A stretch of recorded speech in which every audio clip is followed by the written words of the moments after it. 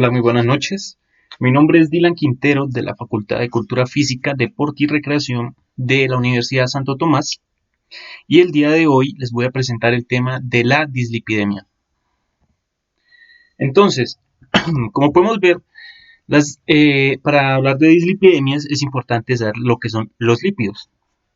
Entonces, tenemos que los lípidos son biomoléculas donde predominan las cadenas hidrocarbonadas, donde también hay presencia, pero más leve, de oxígeno. ¿Sí? Son de naturaleza hidrofílica, lo que significa que son insolubles o muy poco solubles en agua. Pero pues sí lo son ya digamos, en sustancias no polares como éter, cloroformo o benceno. Las funciones de los lípidos son el almacenamiento de combustible metabólico, el transporte de este combustible y también ser aislante en una buena parte del organismo con fines de protección. Cuando hablamos de protección, ¿a qué nos referimos? A las capas de, pues, lipídicas o de grasa delgadas que cubren nuestros órganos, ¿no? Y también, pues, como componente estructural de membranas celulares y subcelulares. Bueno, hablando de lípidos, encontramos algo muy importante que tenemos que saber y es las lipoproteínas. ¿Qué son las lipoproteínas? Son macromoléculas cuya función es empaquetar los lípidos, porque recuerden que son insolubles, en el medio acuoso del plasma, o sea, en la sangre, y así poderlos transportar desde el intestino y el hígado a los tejidos periféricos, donde desde estos pues, se puede devolver el colesterol al hígado para su eliminación en forma de ácidos biliares. ¿Sí? Entonces, tenemos que en las lipoproteínas hay seis. Se habla de kilomicrones, de las VLDL o lipoproteínas de muy baja densidad, las LDL o lipoproteínas de baja densidad, las IDL, qué pena, o lipoproteínas de densidad intermedia, las Zinkin Preveta, que es una clase, qué pena, de lipoproteína de la que se habla, y bueno, la HDL, que es las lipoproteínas de alta densidad. Más adelante vamos a explicar esto de una mejor manera, entonces vamos a continuar. ¿Sí? Aquí tenemos bueno, cómo está conformada la lipoproteína, donde podemos ver que en el núcleo hay triglicéridos y esteres de colesterol. ¿Sí? Y en la envoltura pues está lo que es el colesterol libre, los fosfolípidos y las apolipoproteínas o apoproteínas, que son estas de color aquí, azules, amarilla y como morada. Entonces, algo importante es que las apolipoproteínas sirven de interfase adicional entre el medio lipídico y acuoso. Esto es lo que le da pues como esa característica de que sea solvente, ¿no? Que se deje diluir en los medios acuosos. Y participan como activadores o inhibidores de procesos enzimáticos del metabolismo de los lípidos. Entonces, aquí tenemos un cuadro que nos propone Osorio en el 2013, donde nos dice las funciones de cada una de las lipoproteínas más importantes, ¿sí? De las que más se habla. Que en este caso habla de los quimilicrones, que son los que transportan la grasa desde la mucosa intestinal hasta el tejido adiposo y el hígado para almacenarse. Las lipoproteínas de muy baja densidad son los que transportan los triglicéridos ya sintetizados en el hígado a partir de los azúcares hasta el lugar de almacenamiento del tejido adiposo, pero también los lleva pues al tejido muscular. Sí, después están las lipoproteínas de baja densidad, que ellas son las que derivan de las de muy baja densidad. Sí, ellas son las que transportan desde el hígado hasta los tejidos la mayor parte del colesterol, los tejidos pues periféricos, ¿no? Y el HDL o lipoproteínas de alta densidad son aquellas que transportan ya el colesterol sobrante hacia el hígado para que éste sea degradado y ya pues sea excretado a través de la bilis. Continuemos. Bueno, aquí tenemos unas características de las principales lipoproteínas, ¿sí? Entonces, pues aquí está la denominación. Este es un cuadro que nos propone Lozano en el 2005 y podemos ver el origen donde está. Que los kilomicrones están en el intestino, las lipoproteínas de muy baja densidad están en el hígado, Las de densidad intermedia están, bueno, están también en el hígado, pero pues derivan de las de muy baja densidad, como les había dicho. La lipoproteína de baja densidad, que deriva de la de densidad intermedia. La lipoproteína de alta densidad, que se encuentra en los tejidos. Y por último, la que se encuentra en el hígado. Entonces, pues ahí vemos los principales lípidos que estos transportan, ¿sí? Ahí los pueden ver en la tabla.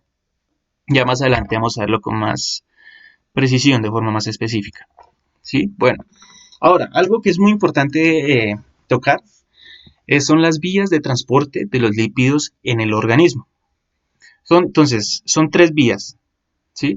La primera es la vía exógena, donde cuando ingresa bueno, el alimento a nuestro cuerpo, los lípidos, lo que hacen los kilomicrones es llevar estos lípidos al tejido muscular y al tejido adiposo.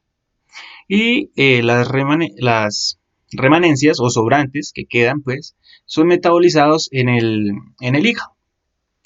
Esa es la exógena, o sea, como que entra, ¿sí? A eso se refiere. Ahora la segunda es la vía endógena, que es hacia afuera, ¿no? Que es cuando ya es del hígado, se secreta el colesterol y los triglicéridos, los cuales son llevados por las lipoproteínas de muy baja densidad hacia los tejidos periféricos.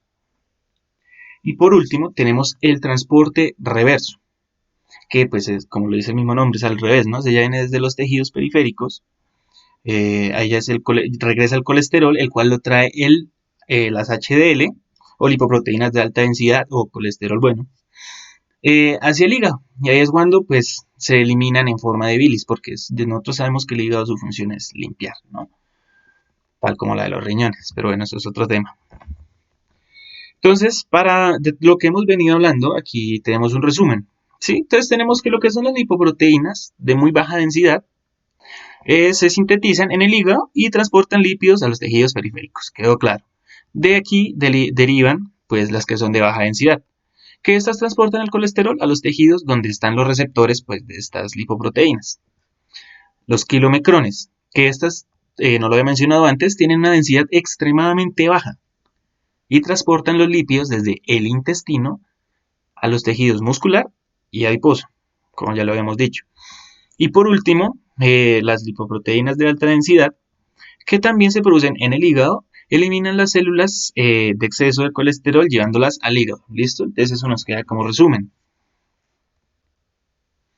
Ahora, vamos a entrar en tema en sí. ¿Listo? Vamos a ver lo que es la dislipidemia. Entonces tenemos que la dislipidemia o hiperlipidemias, como se les dice, son trastornos en los lípidos en la sangre, ¿sí? Los cuales se caracterizan por un aumento en los niveles ya sea de colesterol o triglicéridos, donde a este aumento de colesterol se llama hipercolesterolemia y al aumento de triglicéridos se le llama hipertrigliceridemia, ¿sí? Y acá hay otro aporte que nos hace Lozano en el 2005, donde nos dice que hay varias categorías de ese trastorno, según los lípidos que se alteran, ¿no? Donde las dos más importantes son las que ya mencionamos, que son la hipercolesterolemia y la hipertrigliceridemia, y nos dice que hay otras alteraciones que pueden ser frecuentes, como la hiperquilomicronemia, que es pues exceso de kilomicrones en la sangre, o la disminución del colesterol bueno, que es el HDL. Y pues aquí una aclaración, y es que el sufijo emia significa sangre. Hay como un dato curioso. Listo, entonces, tenemos que las dislipidemias se pueden clasificar según su fenotipo y según su etiopatogenia. ¿Sí? Entonces, vamos a tocar primero la clasificación por etiopatogenia, donde hablamos de patologías y factores ambientales. Entonces, esta puede ser por etiopatogenia, podemos hablar de dos categorías, donde es primaria y secundaria. La primaria nos hace referencia a carácter genético y la secundaria a hábitos de vida y ya otros factores como las patologías, ¿sí? Entonces, en genética decimos que estas causan un 4% de las dislipidemias en la población general.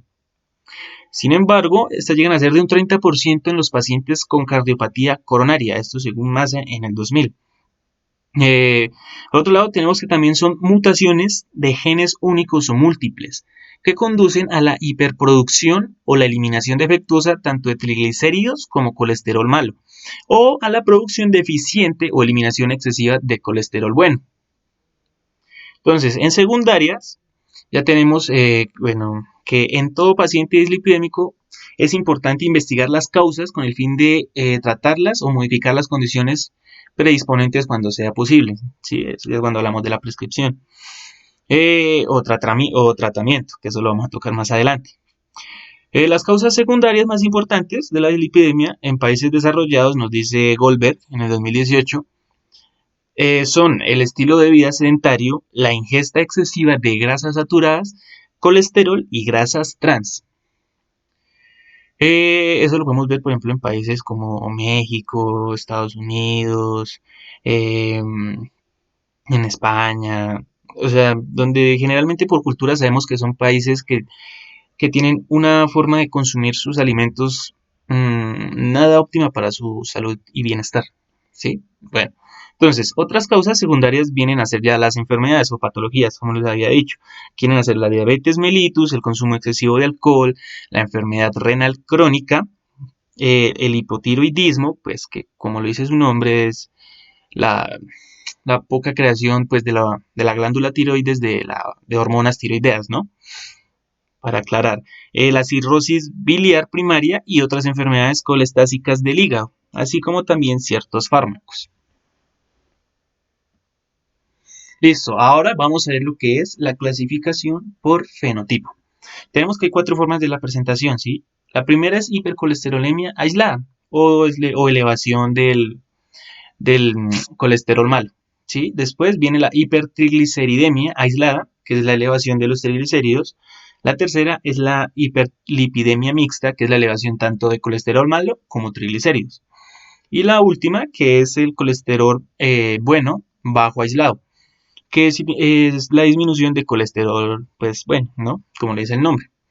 Entonces, aquí algo que quiero resaltar es que cuando existe hipertrigliceridemia, según Massa en el 2000, es muy frecuente que se asocie a una disminución de colesterol bueno, por disminución de la síntesis y mayor catabolismo de este mismo colesterol. Cuando hablamos de catabolismo, pues sabemos que es, digámoslo así en términos para que entendamos, destrucción pues, de estas lipoproteínas.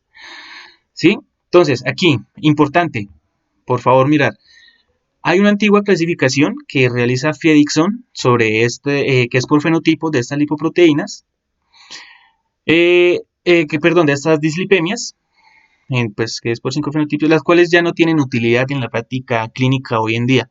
Entonces, pues yo revisé y hay en varios artículos en los que todavía se habla de dicha clasificación de las dislipidemias, pero pues no la tengan en cuenta.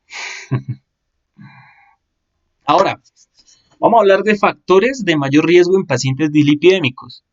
Tenemos que son 7, ¿sí? O eso es lo que nos propone Lozano en el 2005. Entonces, nos dice que un colesterol malo alto, que según la categoría de riesgo, pues ya depende de eso si para los valores, ¿no? De si es mayor a 100 o mayor o igual a 130 o mayor o igual a 160. El tabaquismo, pues consumo habitual de tabaco. La hipertensión arterial con tratamiento antihipertensivo. Entonces, pues, si imagínense, tras de que ya tiene hipertensión arterial y estar en tratamiento, o sea, los fármacos también le hacen un daño al organismo de la persona que lo puede, o sea, que lo dejan en mayor riesgo, digámoslo así, ¿no? Y nos dice que tiene que ser como lo dice ahí, valores por encima de 140/90 milímetros de mercurio. Bueno, el siguiente es un colesterol bueno bajo, que tiene que si está bajo es por debajo o igual de 40 miligramos por decilitros, ¿sí? Y este es muy importante, ¿no? Los antecedentes familiares en parientes de primer grado, ya que hay que ver la historia familiar de las patologías cardíaco-coronarias prematuras que se hayan visto en varones menores de 55 años y mujeres menores de 65 años. Como pueden ver, hay una diferencia de rango de 10 años entre hombre y mujer, pues porque los hombres son más susceptibles a padecer antes las enfermedades coronarias. El sexo, pues como les venía diciendo, masculino, ¿no? Los hombres padecemos más de estas cosas, de estas enfermedades. Y por último, la edad. Varones, pues mayores a 45 años y mujeres mayores a 55 años. Listo, entonces aquí, importante, mirar acá. Está considerada como uno de los principales factores de riesgo de la cardiopatía coronaria, junto a la hipertensión y el hábito tabáquico, ¿sí? De la cardiopatía coronaria. Importante, eso es muy importante. Vamos a estar tocando ese tema cada rato, las cardiopatías coronarias. Más adelante vamos a hacer también énfasis. ¿Listo? Entonces, aquí traigo lo que son los niveles de referencia para lípidos sanguíneos en sujetos de bajo riesgo cardiovascular. Entonces, ¿por qué dice que bajo riesgo cardiovascular? Porque son aplicables para una población adulta que no tenga evidencia clínica de enfermedades coronarias o diabetes.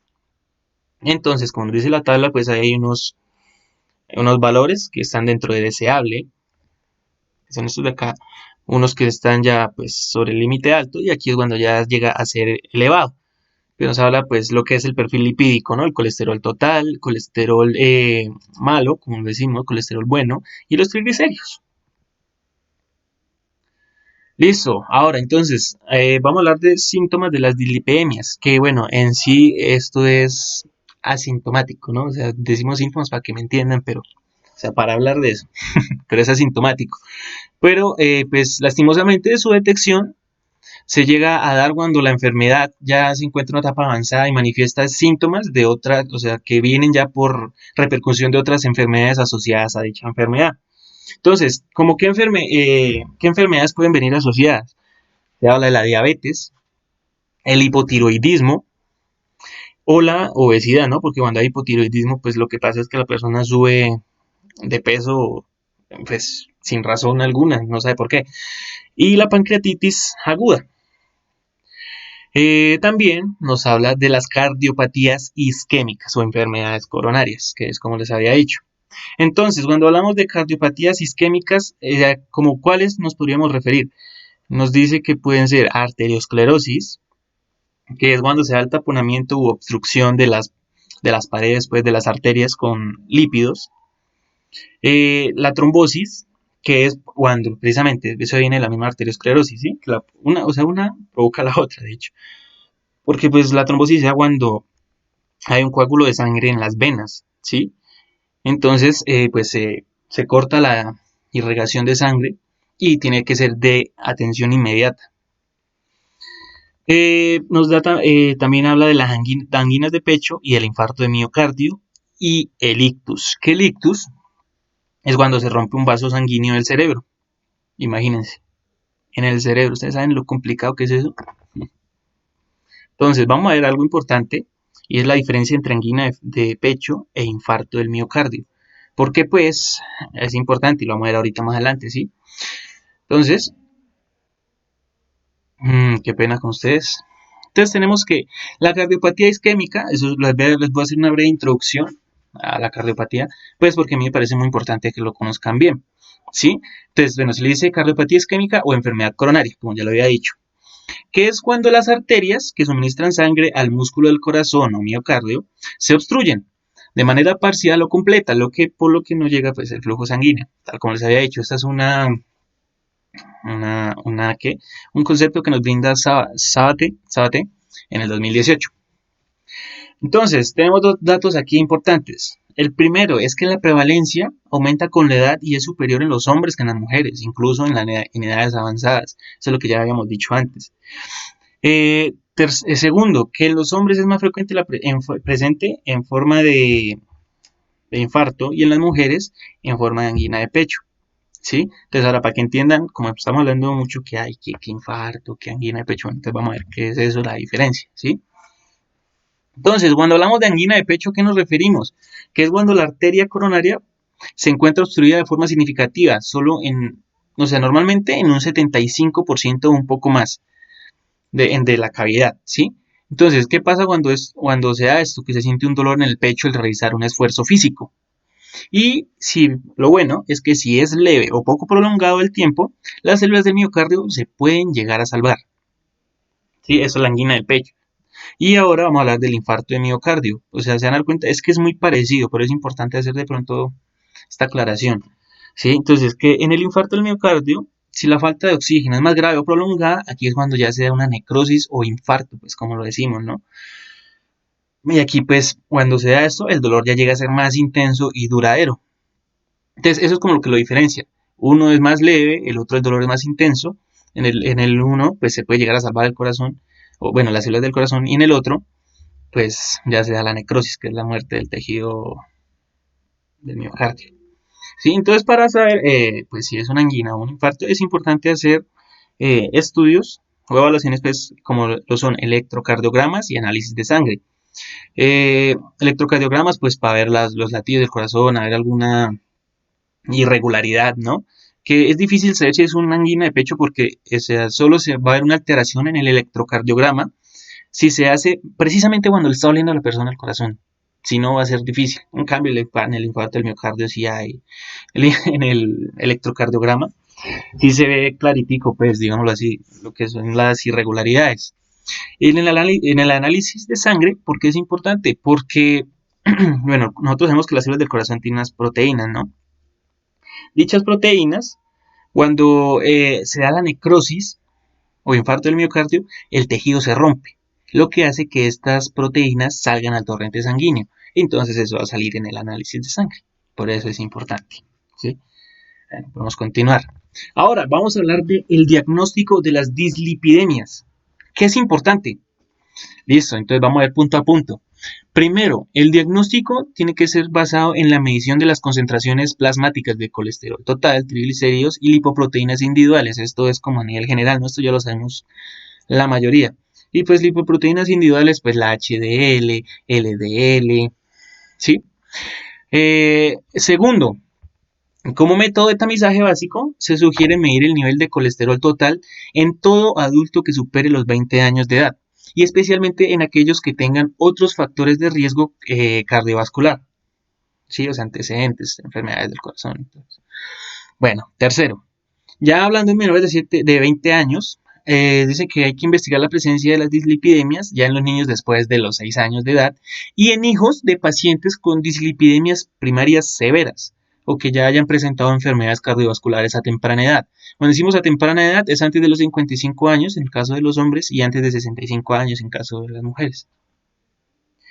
Cuarto, se debe buscar la presencia de otros factores de riesgo y si existen manifestaciones clínicas de enfermedad arteriosclerótica en distintos territorios. Ven cómo siguen haciendo énfasis en la arteriosclerosis, es que es muy importante, están directamente, estrechamente relacionadas con la dislipidemia. Y por último, ya hablando del adulto mayor, ya hablamos de niño y adulto, ¿no? Ahora, adulto mayor, es conveniente una evaluación tanto física como funcional y de su calidad de vida. Pues porque estos factores influirán las decisiones terapéuticas que pues, se van a hacer ya en el tratamiento. Ahora, hablemos del tratamiento. Entonces, importante, el tratamiento global se encierra en estas tres cosas, en cambios dietéticos, ejercicio y fármacos hipolipemiantes. Hipolipemiantes, ¿por qué? Pues porque disminuye el nivel de lípidos en sangre, ¿no? Hipo. Segundo, en el tratamiento, los resultados ventajosos son mayores cuando se reducen las concentraciones de lipoproteínas de baja densidad, pues porque sabemos que las de baja densidad son las que se encuentran más que todo en el torrente sanguíneo y son las que, bueno, hacen como la obstrucción de la arteria en sí. Sí, esa es la que hay que tener más cuidado hablando de dislipemias, las LDL. ¿Listo?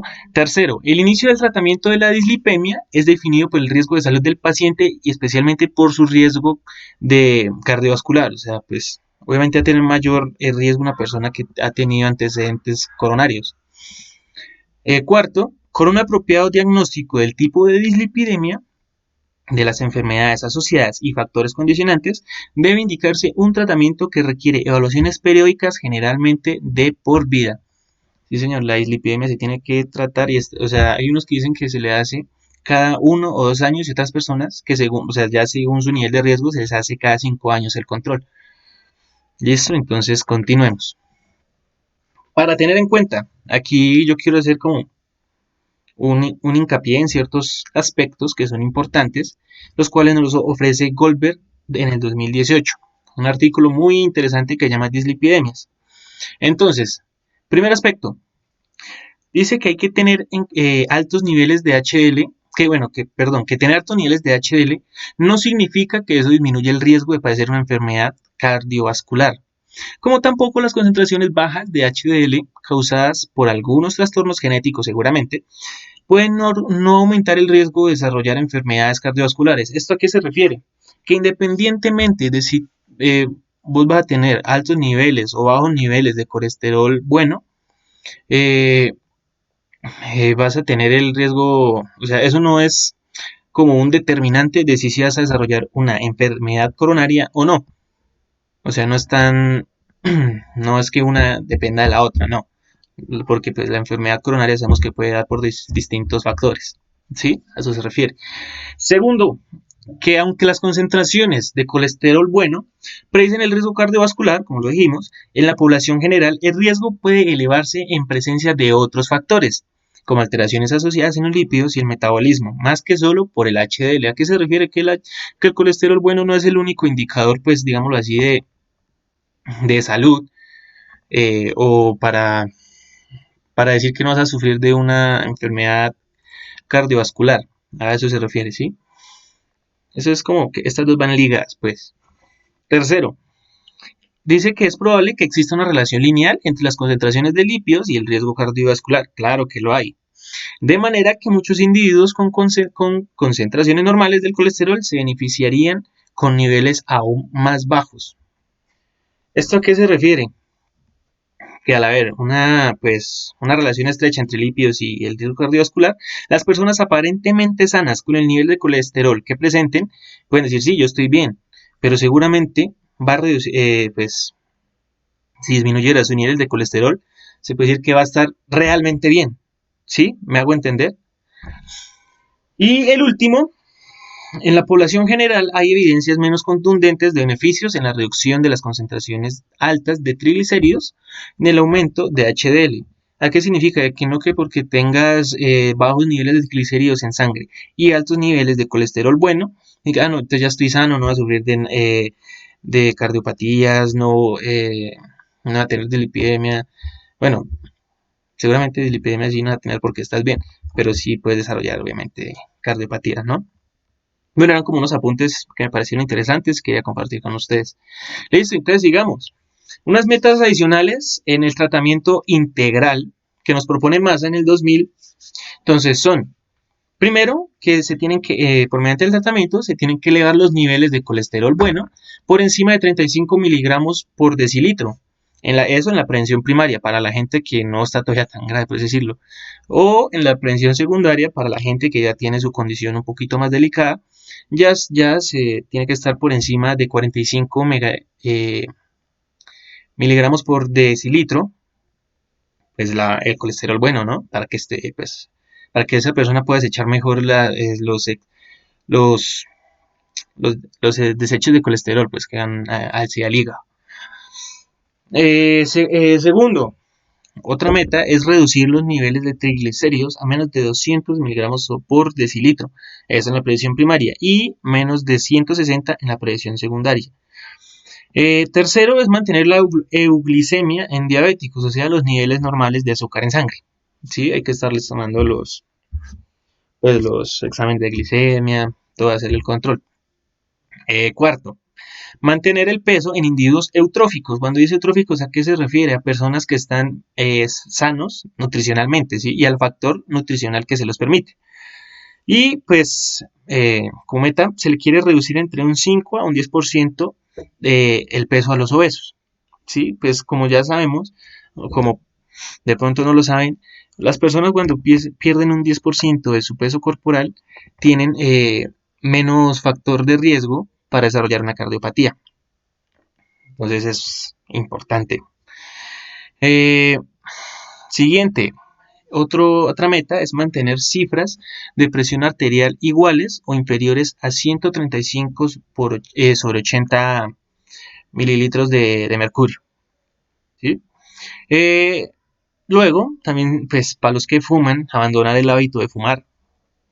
Pues, eso yo creo que lo deberíamos hacer independientemente de qué patología sea, tanto como dejar el alcohol, ¿no? Eso es muy importante. Y por último, y lo más importante para nosotros de la carrera de Cultura Física, Deporte y Recreación, eso que tenemos tan claro aquí en la cabeza, mantener o aumentar la actividad física de forma regular. Importantísimo. Mejor dicho, ya vamos a hacer ahorita un hincapié en la actividad física. Listo, entonces, tenemos que en el ejercicio de actividad física, unos aspectos importantes, donde nos dicen que, según Massa en el 2000, muy interesante, o sea, él nos da recomendaciones de lo que se tiene que hacer y todo, y las características de esta actividad física. ¿Sí? Entonces nos dice, primero que el efecto favorable sobre la presión arterial, resistencia a la insulina y la vasculatura coronaria, pues el bombo del corazón, ¿no? Es buenísimo. Lo otro, que la reducción del peso corporal en sujetos con sobrepeso, o sea, va a ser legítima. Eso es directamente proporcional, ¿no? Todos yo creo que lo sabemos. Luego, que se tiene, o sea, para hacer actividad física, se tiene que hacer énfasis en actividades aeróbicas, ¿sí? Como son la caminata rápida, el trote, la natación, la bicicleta, el tenis. O sea, este tipo de actividades que produzcan un estrés en el organismo moderado sobre el sistema cardiorrespiratorio, ¿sí? También algo muy bueno, también nos dice que existe evidencia que la actividad física regular reduce la mortalidad por enfermedad cardiovascular. Importantísimo, es que esta es la medicina natural de todos, pues. Otro lado, dice, reduce los niveles de colesterol malo, triglicéridos y aumenta los niveles de colesterol bueno. ¿Qué mejor que eso para evitar las dislipidemias? ¿Mm? Nos dice que es mejor realizar las actividades o ejercicios acompañados por alguien o en grupos grandes, ¿no? Esto ya es como un factor motivacional, algo como psicológico. Y si es verdad, no es como más chévere cuando estás con alguien, cuando salen a trotar juntos. Eso es bacano. En cambio, cuando estás solo, como que no te da motivación, como que qué pereza, ¿no? Entonces, todos esos aspectos chiquiticos son importantes de ver. Ahora, vean esto tan bonito, nos dice que para ser efectivo, el programa debe ser individualizado. Esto es un principio del entrenamiento, señores, el principio de individualización, porque todos somos diferentes y en este caso hay que considerar el grado de acondicionamiento físico del paciente, su condición cardíaca y pues sus preferencias en el tipo de actividad. Pues porque obviamente no a todos les gusta lo mismo, no todos van a rendir igual en ciertas actividades. ¿Listo? Entonces, ahora, por último, acá nos dice que debe ser prescrito considerando cantidad, intensidad y frecuencia. ¿Esto qué es, señores? Esto ahora, volvemos a prescripción del entrenamiento. Estos son los componentes de la carga, cantidad, intensidad y frecuencia. ¿Ven lo importante también de esa prescripción? Listo, entonces, unas recomendaciones que nos hacen. ¿Cuáles son? Que cuando se hace actividad física, las personas de todas las edades deben hacer una intensidad moderada al menos, ¿sí? Como mínimo 30 minutos diarios. Y pues lo recomendable sería todos los días, ¿no? Pero pues en cuanto más pueda hacer, mejor. ¿Listo? Segundo, que en general los beneficios para la salud se incrementan con una actividad física de mayor duración e intensidad. Obviamente estamos mejorando nuestro sistema cardiorrespiratorio. Tercero, las personas sedentarias que inician un programa de actividad física, ojo, esto es muy importante, deben comenzar con actividades de corta duración y moderada intensidad. No vamos a querer que se nos desmaye la persona o que le dé una descompensación, ¿no? Entonces, eso es como, aquí hay que aplicar como el principio de la progresión de la carga, ¿sí? Vamos de a poquitos.